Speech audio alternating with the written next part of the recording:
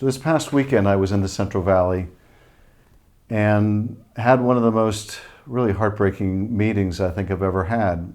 I sat down with a group of farm workers who were the subject of these mass deportations. Women whose husbands were pulled out of their cars during traffic stops or at gas stations and forced to sign forms they didn't understand what they were signing, almost immediately deported to Mexico, leaving behind their wife, leaving behind their children. I met two young children, both age 11, one whose father was now in Mexico, and he had been able to speak to his father and was heartbroken, missing his father. The other had not been able to even speak to his father yet, in tears.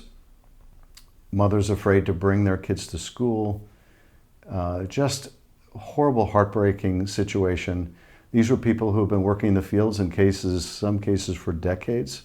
Backbreaking work. They worked throughout the pandemic so all the rest of us could eat.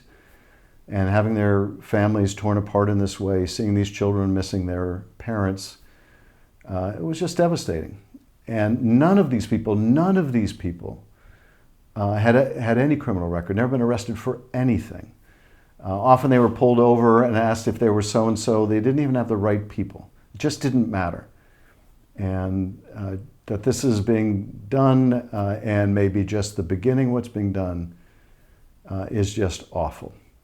Awful for these families, awful for people who put themselves at risk to feed us during the pandemic. It's going to be awful for farmers because people aren't showing up to work in the fields. It's going to be awful for consumers because food prices are just going to go higher. But most particularly, I want folks to know when we talk about mass deportations, this is what it means. It means families being separated. It means 11-year-old kids without their dad, wives without their husbands. It's just awful.